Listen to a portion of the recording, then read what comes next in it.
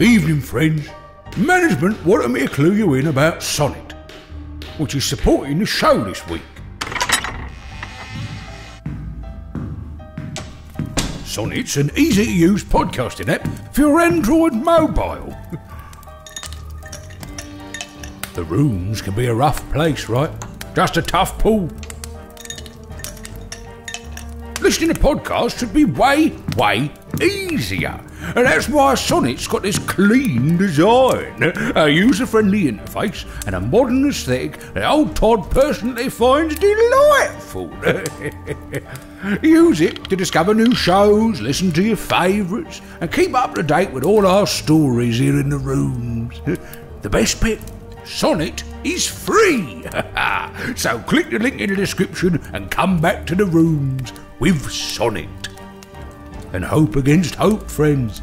You don't end up in the grey rooms. No.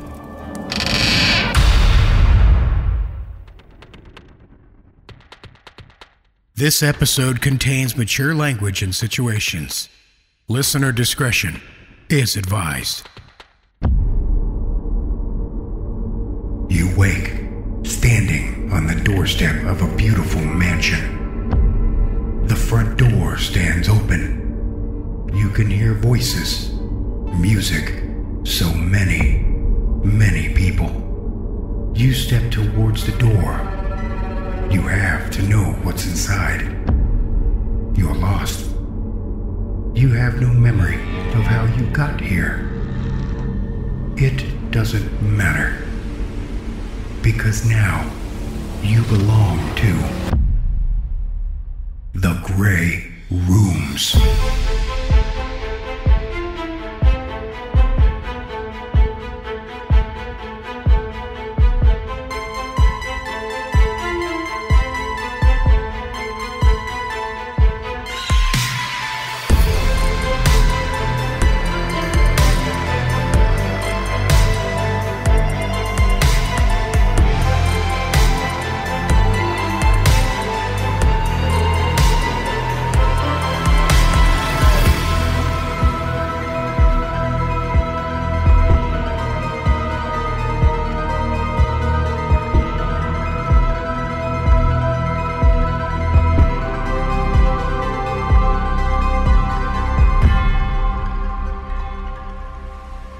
Hi, I'm Jason, the creator of the Grey Rooms.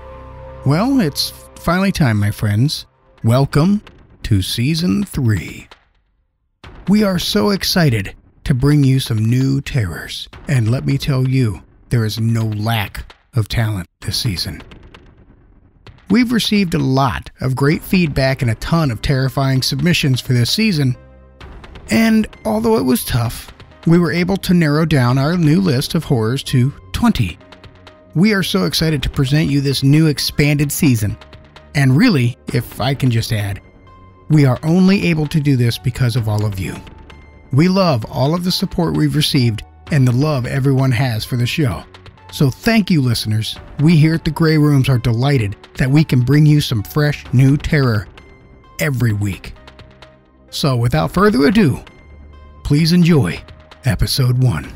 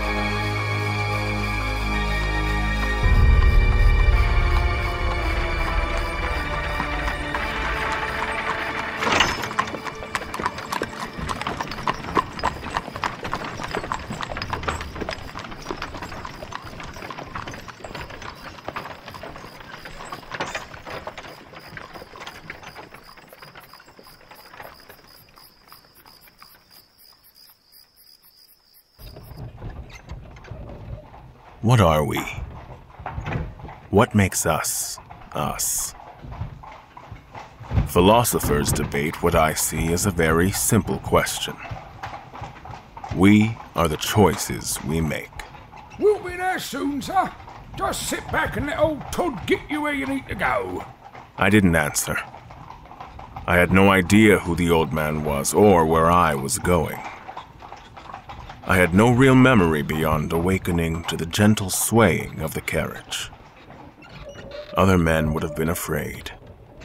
I was not. Beyond the window rolled fields of golden wheat and purple lilacs. Their heady scent wafted through the fading sunlight and filled the cabin with countryside smells.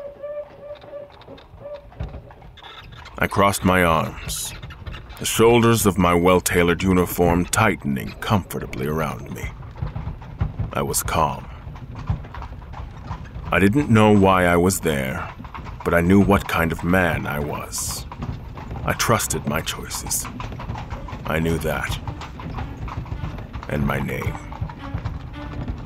My name was Beckett.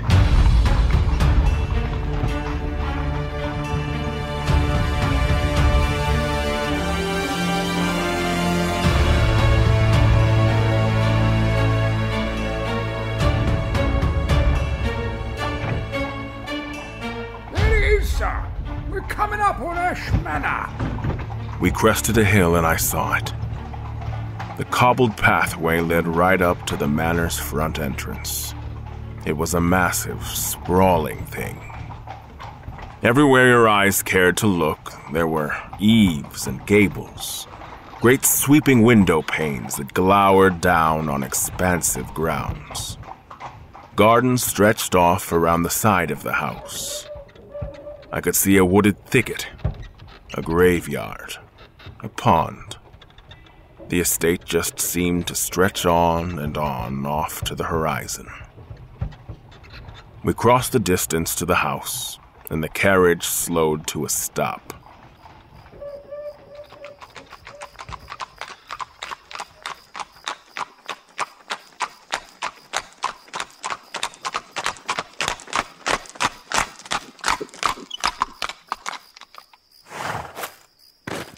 The driver hopped down from his perch, pretty spry for an old man, and pulled open the door with his one good hand.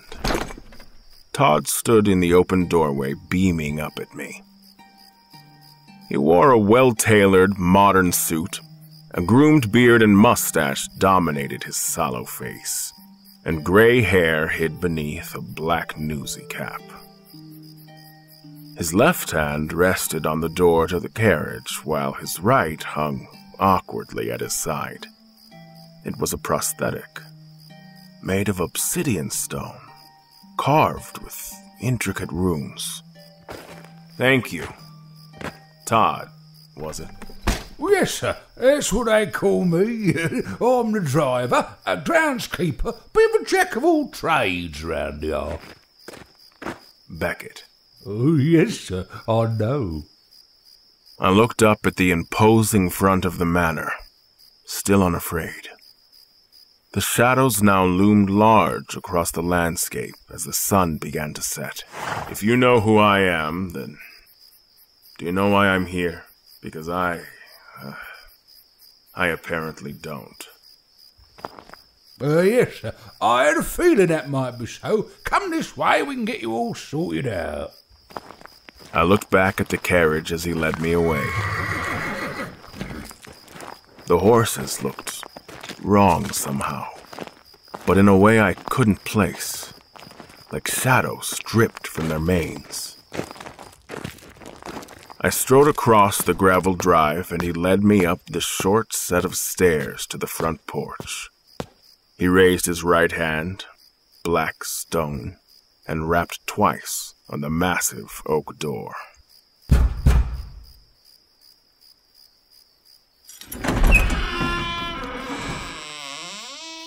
After a brief pause, the door swung wide, revealing a grand foyer, a sweeping staircase leading up to the second floor, and a man in a great black coat.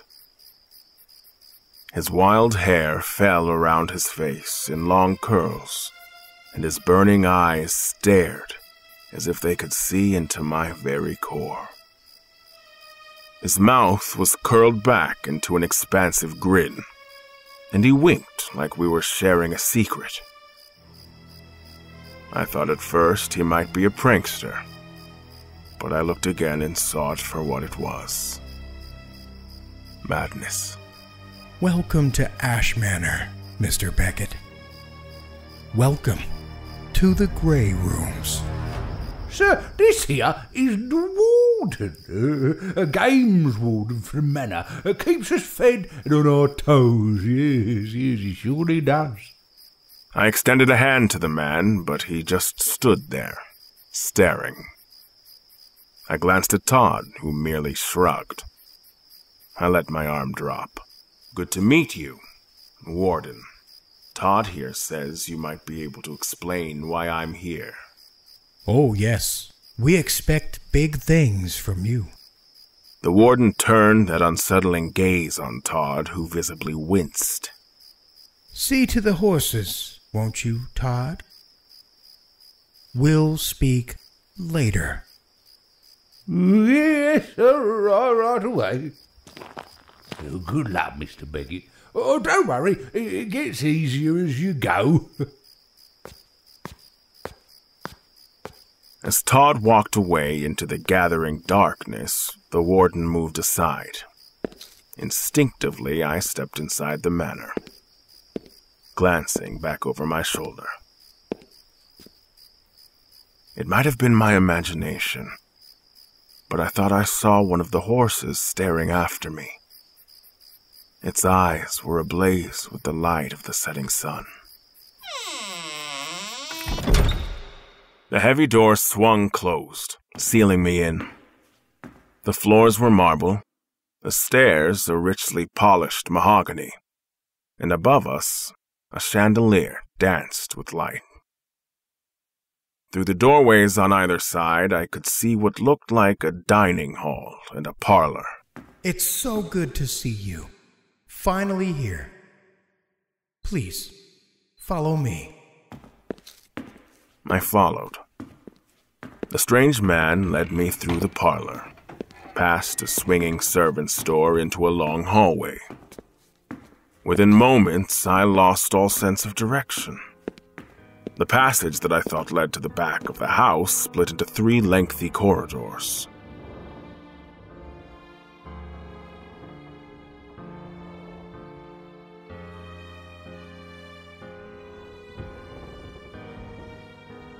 The turn we took there should have brought us right back to the front of the house where we started. Instead, we stepped onto a small balcony at the midpoint of a circular staircase. We ascended the steps into a tower that I hadn't seen from the manor's exterior. Other men would have been afraid. I was merely curious. Interesting place you have here, Warden. The manor helps us to do our work. Ever changing, ever watching. Always surprising. We stepped out into a hallway on the upper story and stopped. A banister ran the length of the hallway. The banister in turn separated the walkway from a large ballroom. The ceiling above the ballroom was made of glass panels, which let in the light of an impossible sky. Impressive, isn't it? Beyond the glass, great fluffy white clouds swirled against a backdrop of greenish-gray. And out at the edge of my vision, I could see what looked like steel superstructures hanging in orbit. Below us, the lacquer flooring of the ballroom shone with polish as a few dozen people walked and danced and spoke amongst themselves. Candles flickered in holders as staff filled flutes with dark red wine. None of this should have been possible. None of it could have fit into the building I entered only moments ago. How is this possible? Management has created the Grey Rooms for a very special purpose, Mr. Beckett. You are central to this plan. Everything here is for you. You're special. So very, very special. Special? How? Why am I here? Instead of answering me, he turned out towards the crowd. Everyone, your attention, please. Hey! Listen up, or I'll gut you where you stand.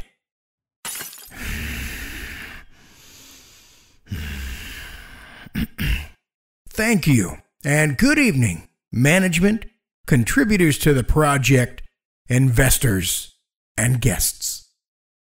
May I present Mr. Beckett. I looked down at the audience. A sea of people wearing every kind of tailored suit and flowing dress and elaborate costume. All of them wearing featureless white masks. The masks completely covered their faces, and their eye holes were shadowed, opaque. Dozens of faceless mannequins applauded my arrival at a place I didn't understand, and for a purpose I didn't yet know. Mr. Beckett is newly arrived to the manor and has yet to enter his first room. With approval from management, I will escort him there now. As one, every ghostly face turned towards the figure in the center of the room. He was a huge barrel-chested man with an impeccable coal-black suit. Across his chest he wore a crimson sash, bloody in the flickering candlelight of the ballroom. Slowly, with predatory steps, he stalked forward. Every eye in the room was fixed upon him. I couldn't see behind the mask, but I could feel his gaze as if stones were pressing against my chest. My nerve did not give way, I'm pleased to report. I stared right back at him. A long moment passed. A sort of potent tension hung in the air, as if the manor itself was awaiting his response. I felt the hairs on my arms stand up. I felt something I was sure I'd never felt before. But then, almost imperceptibly, he nodded. He turned on his heel and walked back towards the guest he'd left behind. Management is pleased. Wish Mr. Beckett luck, everyone. The guests seemed to have forgotten we were there, as no response came, nor did the warden await one. He turned and began to walk down the hallway, his hand trailing along the banister as he did. On our right, as he walked, were doors, row after row of doors. Every door we passed was strange somehow, out of place. One old and industrial, rusting, another like a farmhouse door.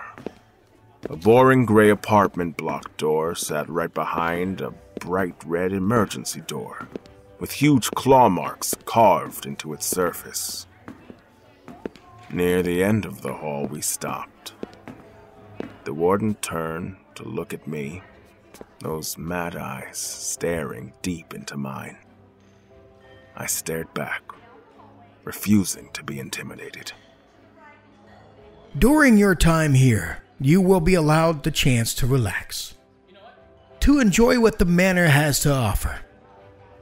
As you can see, it is a fine and beautiful place. He gestured out into the ballroom. But ultimately, the reason you're here, your purpose, you have to make a choice. We are the choices we make. Here, we have a door. It leads to a room. Every room tells a story, don't you think, Mr. Beckett? I nodded, confused. The door he was gesturing to looked like any ordinary gray door you might find in a single-family suburban home. This room's story is one of tragedy and loss. Of a woman marking the loss of her mother and seeking a better tomorrow. He gestured again to the door beside it. This door looked very out of place in the fine manor hallway. It was an airlock, like one you'd see fitted to the exterior of a space station. This room's tale is also one of sorrow.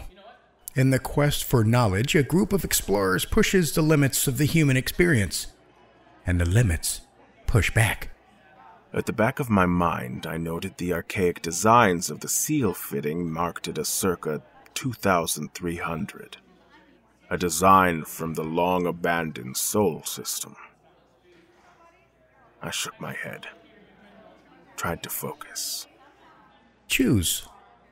I'm sorry, what am I choosing? Choose a door and step through. Why?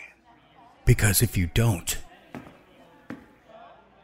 I'll kill you. I knew he would do it. I could see it in his eyes. Other men would have been afraid. There's no need for violence, Warden. I'm simply asking why I've been brought here to do this. Why do I need to choose a door? It seems like a reasonable question. His eyes bulged from his head. I could see his hands clench, tense. Flecks of spittle appeared at the corner of his mouth. I still wasn't afraid, but I took a step back. I told myself it was to gain a tactical advantage if he were to attack me, but he didn't. The fugue passed, quickly as it had come. He shook his head.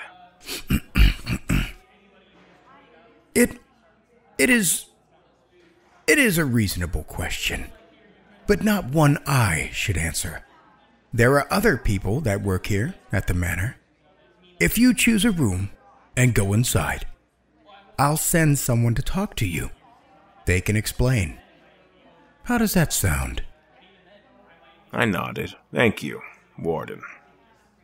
I hope you appreciate the strange circumstances I find myself in. I caught the flicker of a smile.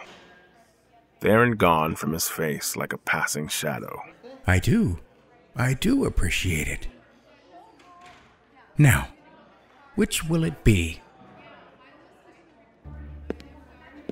I stepped closer, examining the doors. I could see that both had brass plates set to the side, where you'd see the room numbers at a high-end hotel. These, though, had merely words etched into metal. The apartment doors read, "The Last Word." The airlocks read, "Venus Flytrap." I turned back to the Warden. Venus Flytrap. The airlock. Decisive. I like it. He gestured, and I stepped toward the airlock door. At my approach, it opened. I almost smiled at the antique sound of an old-style airlock cycling. Within, I could see a cruise lounge like you'd see on one of those older model stations. White carbon filter walls, gray furniture with everything bolted to the deck plates. There was another airlock door on the far wall.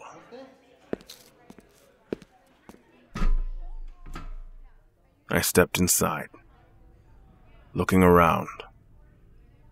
There was no one else there. I turned back towards my host, who stood on the far side of the doorway. Should I just wait then, or... Yes, Mr. Beckett. Now that you've made your choice, just wait. I'll see you again very soon.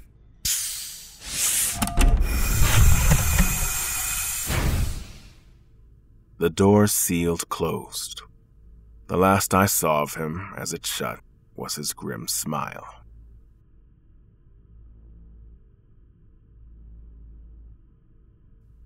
For a long moment, I just stood there. Other than being a bit dusty, the air a bit dry, the room seemed unremarkable. I noticed there was a porthole in the far wall and strode towards it.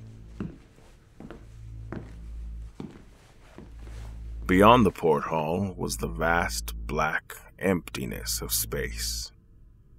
It was comforting, I realized, but not why. I had no context for why this vast, inky ocean made me feel at home. I noticed a sound then, in the quiet of the lounge, a strange, foreboding sensation that traveled up my spine. I turned back into the room looking for its source. There was nothing there. But there, around the edges of the airlock on the far wall, I could see a light, unsteady, flickering as if someone was shining a flashlight into the cracks. The noise was louder, and I realized it was coming from the far side of the door. "Hello?" I called out. No response beyond the noise itself. I knew it in my heart. It was not other men. "Hello? Who's there?" I started as I heard my own voice. The strange location, the noise, the crowd, the Warden. It had all caught up to me. "Answer me, damn you! Who's there?"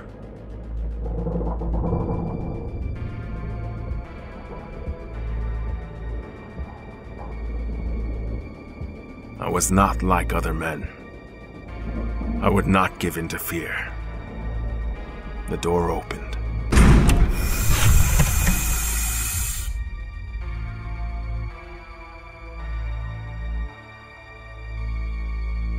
And then,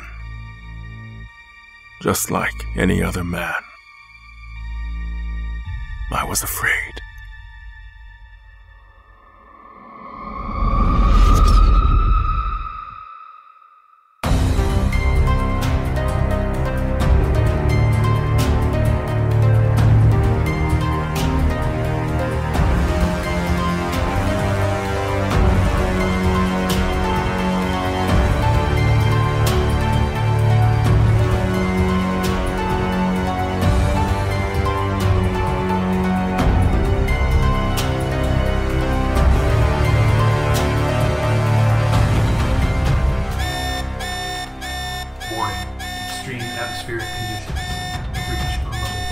My eyes shot open as the alert blared through the station. I jumped out of bed heading for level 1 and squinting at the lights as they flashed. The system had been on the fritz for the past couple of days, and this was probably another false alarm. In the control room, I could see Katya at one of the terminals, tired as I was, her brow furrowed as she stared at the indicators on screen. I waved my hand to get her attention, trying to see if it was anything serious. She turned, shaking her head, gestured 404, error.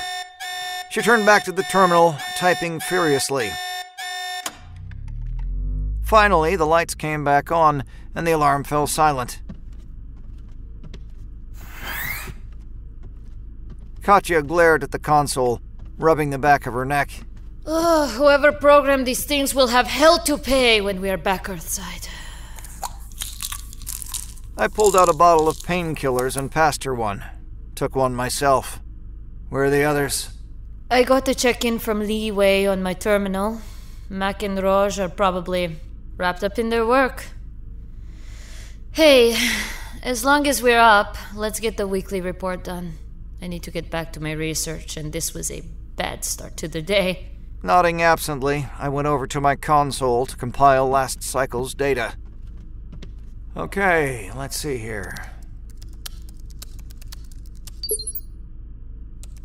Atmospheric analysis is ongoing. We can let that run for another couple of days. Leeway is doing his routine inspections. Structural integrity of the station, life support systems. You know. Raj has to harvest the latest round of crops from the hydroponics lab, and Mac is, well, doing Mac things. Here, listen to this. Primary specimen progress report number 3. Dr. Makena recording. I have continued to find viral structures embedded in the brain tissue after VAE2. Rapid mutations have been observed after extended atmospheric exposure during VAE3. My latest brain scans now show viral accumulation in the occipital lobe and prefrontal cortex. An interconnected protein lattice appears to have formed, connecting them. Additional exposure to Venusian atmosphere appears to stimulate the tissue further. Continued phenotypic changes have also been observed. Irises now alternate between 2 colors and patterns. Behavioral changes include an increased interest in surroundings and attempts to exit the lab.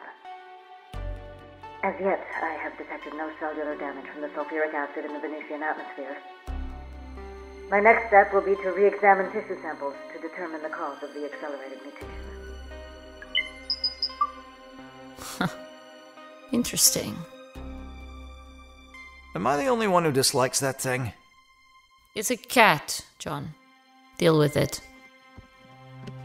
Speaking of Makena, why don't you go check on her and Roj? I'll finish up here. Aye, aye. I saluted, but she had already turned away. I walked over to the ladder.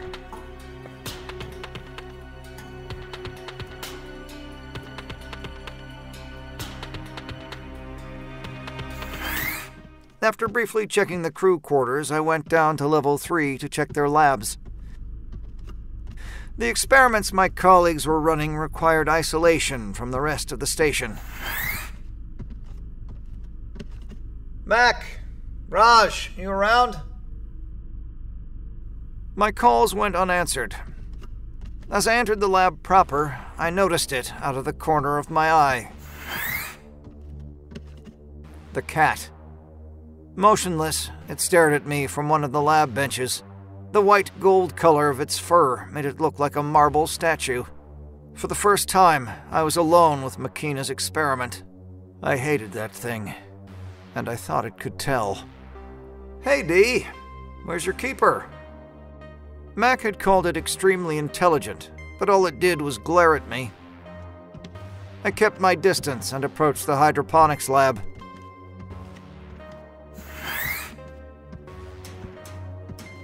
Guys, you in there? Distracted, I felt movement behind me. The cat had silently followed me to the door, and I jumped, surprised. The thing sat staring up at me. I had to admit that its eyes were fascinating, a brilliant amber gold. Despite myself, I was transfixed. Bright spots spread across the iris of both eyes.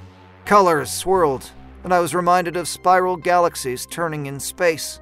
Billions of years passing with little change. Its eyes turned into glowing violet orbs. A voice broke my reverie, and I looked away. Diania is just curious about you. Makena must have entered the room while I was distracted. She was in her chair using one of the microscopes. I was surprised that I hadn't heard her come in. The cat, its eyes back to their original color, walked over to her and curled up at her feet. I shuddered. Like I said, I hate that thing. Hey, I know I've said this before, but the name you picked is really disconcerting. Why a carnivorous plant? Diania Muscipula. She named herself. Claims her name fits the situation. We're trapped here with her after all. I hope I don't need to be concerned about you having conversations with a cat. Or thinking of the crew as flies? Right. Katya wanted me to ask what happened this morning. We didn't hear from you during the alarm. Rajesh was to inform Katya of our status. He went to his desk some time ago. I was and am in the middle of an experiment. I wondered to myself which was stranger, Makena or the creature in her care. I spared a glance for the cat, which tracked my movement across the room. My skin prickled, and I picked up my pace.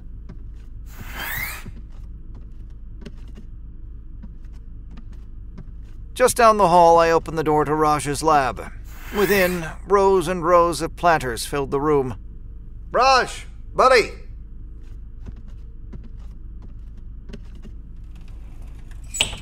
His office door didn't budge when I went to open it. I felt anxious, but I couldn't place why.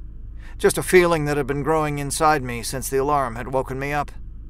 Out of frustration, I kicked at it. To my surprise, it slid open to reveal an empty office in disarray. With a raised eyebrow, I walked over to the desk. The terminal was cracked, flickering on and off. There was no sign of Rajesh. Katya for John. Any luck with Makena and Raj? Mac's in her lab, but Raj is nowhere to be found. He's not responding to comms, and the terminal in his office is wrecked. I don't know what's happening, but prep a transmission to HQ. We need to report this. How could we lose a person? The station is not that big. Whatever, I'm on it. I'll let you know if I see him on my end. You keep looking.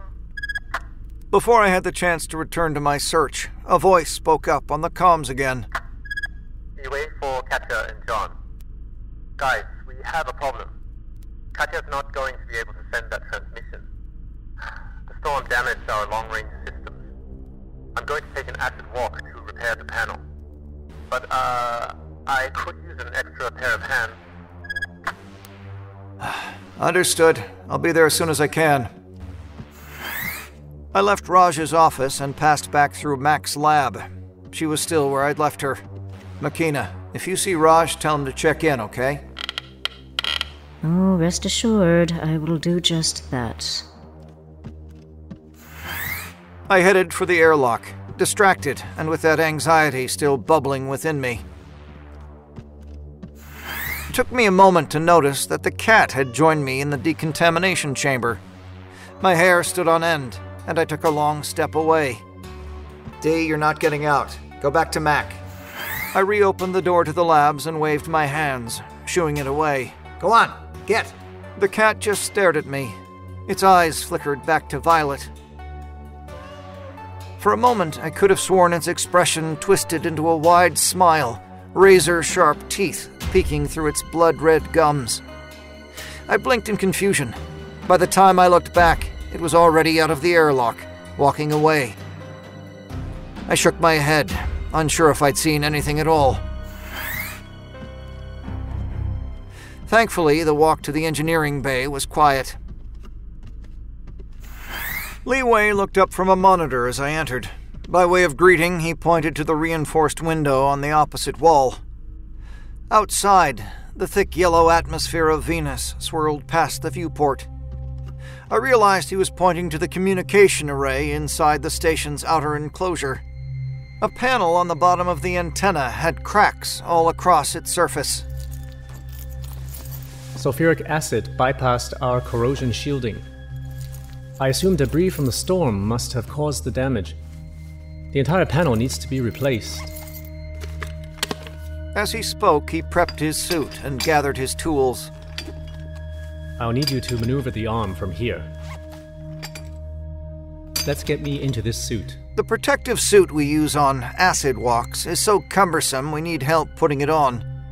Together, we sprayed the suit with insulation, a film of neutralizing material.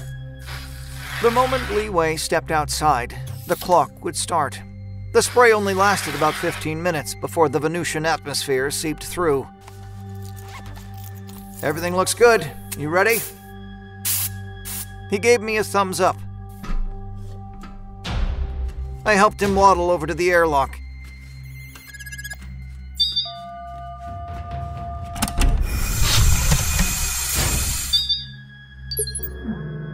The door shut, and I prepared the robotic arm as I waited for him to get outside. He turned to look at me through the window. I mirrored his thumbs up and gave him a half-hearted smile. Moving cautiously, Li Wei headed for the antenna. Wait for John. We have, something interesting out here. What is it? The initial damage is radiating out from 4 lines near the bottom of the structure. No idea what kind of debris would cause this. Maybe it was the cat. I don't trust anything that can sit outside in that acid bath without a suit. Just a cat, John. Makena said that time it got outside was a planned experiment. I think your apprehension is clouding your judgment. After the broken panel was uncoupled, I used the external arm to move it to storage. Sweat beaded on my forehead as I carefully maneuvered the panel below to level 5. Leeway sprayed the open area down with temporary insulation foam to avoid further corrosion until the new shielding was in place. I searched the database for the replacement panel. We were approaching his time limit, so I worked as fast as I could. My stomach dropped as I read the string of text that appeared on the screen. Retrieving shield panel from storage crate A24. Error. Unable to retrieve item. John for Leeway, you there? I walked up to the window and waved to my colleague. Yes. Ready. Hold up. Abort mission. Return to the station. I repeat, abort mission. I watched as Leeway waved both arms in my direction, but nothing else came through on the comms. I gestured with the robot arm, trying to get him to understand. He finally started walking back to the airlock, and I breathed a sigh of relief. John for Katya? I'm here. Leeway is coming back in. He couldn't finish the repair. Database is saying the replacement panels we need are missing from storage.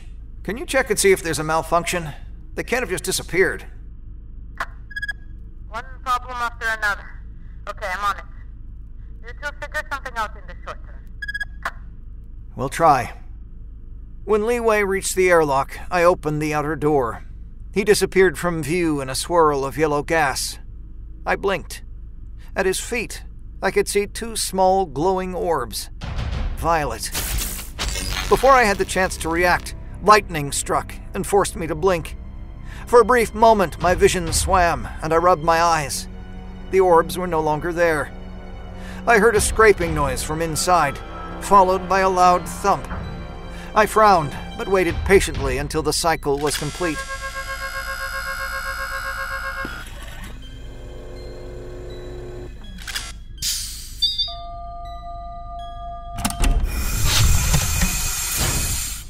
As I opened the inner door, I saw him face down on the floor, not moving. Leeway? I ran over and turned him face up. Careful to make sure I only touched him with my gloves. His suit was intact, as far as I could tell, so I dragged him inside.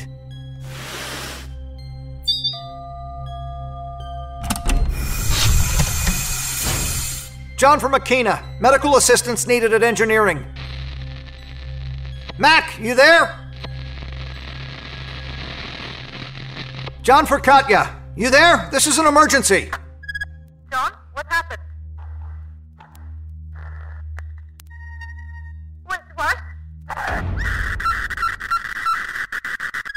Her signal cut off suddenly.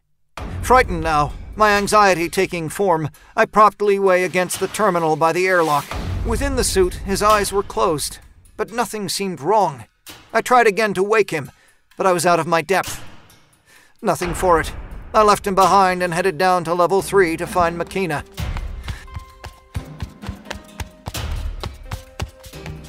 As I went through the decontamination process, sweat trickled down my back. I tried again to stay calm.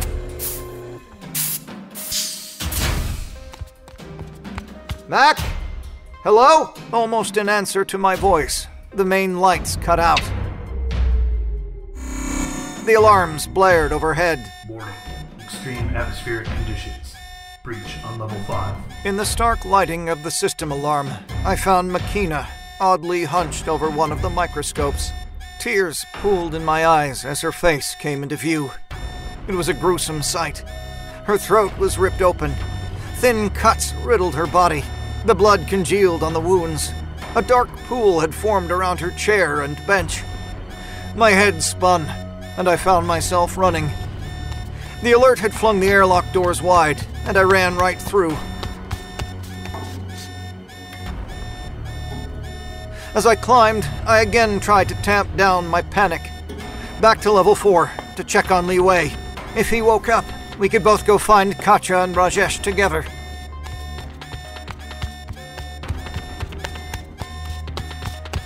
When I got back to the engineering bay, I was out of breath. Between flashes, I saw more blood. A trail led from the airlock straight to Li Wei. Confused, I leaned down just as the lights pulsed. I stumbled back. 4 short, deep cuts were on his legs. His throat was ripped open like Makena's. The acid on his suit had seeped through the cuts, making skin and blood bubble around the wounds. The back of his head was smashed, his brain a mess of flesh. The lights made him look like a grotesque jack-o'-lantern. I scrambled back on all 4s and huddled away from the corpse. I was reaching my breaking point. I clutched my knees to my chest and screamed. Ah! Ah! The alarm drowned out the sound. No one heard me. My throat hurt from screaming as I wiped the drool and snot off of my face. I thought of Katya and got to my feet. Warning. Extreme atmospheric conditions. Breach on level 5. Movement caught my eye. A slinking shadow that rippled down the hall. It was Diania, the cat. Behind her trailed small wisps of yellow mist. Despite myself, I was glad to see anything else alive. I gave her a wave, but she just sat there, staring straight into my eyes, as if she knew what I was going through. Without breaking eye contact, she leaned down to lap up some of the blood now drying on the deck plating. I took a step towards it, and the smell of rotten eggs filled my nostrils. I coughed loudly.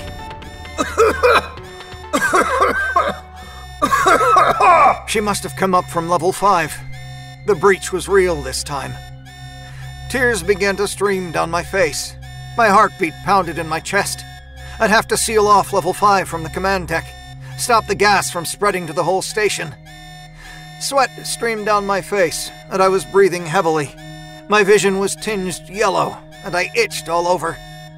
I turned away from Diania and started climbing, but the ladder shook. Something was climbing up from the breached level below me. I looked down and saw 2 orbs glowing through the gas cloud that had accumulated beneath me.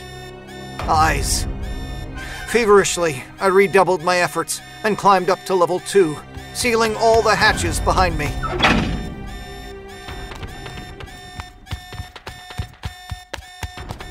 As I passed by the door to my quarters, I stopped short. A shape under my covers. My breath caught as I feared the worst, but the sheets moved, and Katya's face peered out from underneath. She smiled at me. I smiled back and tried to talk to her, but my voice was drowned out by the alarm. I felt a spark of hope. Suddenly, somehow, Diania rose up from behind her and placed a paw on Katya's head. It looked directly at me as its claws extended and dug into her skull, drawing blood. I rushed forward, but the room spun and my knees buckled. The cat looked down at me, impassive, as I looked deep into its bright eyes.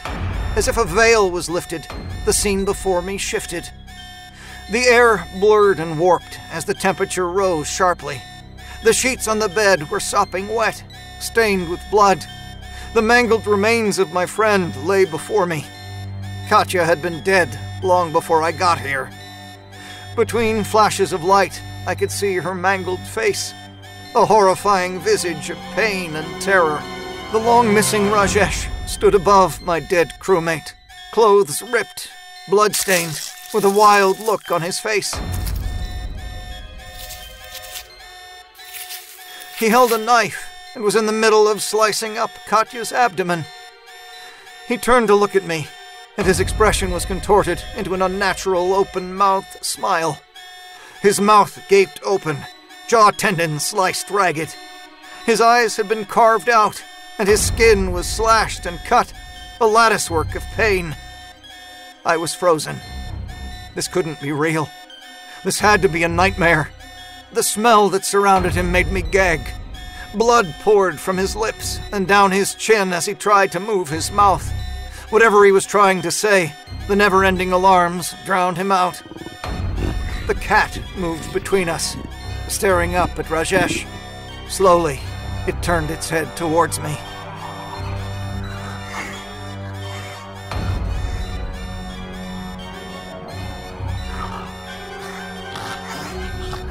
The knife dropped from Raj's hand and clattered to the floor. He jerked like a marionette with its strings cut. Then, slowly, he slumped to the floor. Bloody foam at his mouth as he twitched. Dying. Dead. I took a step forward, trying to get to Katya, trying to get away from Raj. My arms reached out, but my body failed me. I fell, consciousness wavering, as the room spun around me. My lungs were on fire, and when I coughed, I could taste blood on my lips. Languid, lazy, that yellow mist flowed into the room. I saw it coming as it enveloped me, and my skin began to boil. My eyes burned as I wept tears of blood. My vision started to fade, but I could just make out dense clouds of gas circled around Dianea. She padded towards me. As I lay there, dying, surrounded by the atmosphere of Venus, I saw it one last time. The light that plunged my world to shadow. My last sight was the violet glow of her eyes, piercing my very soul.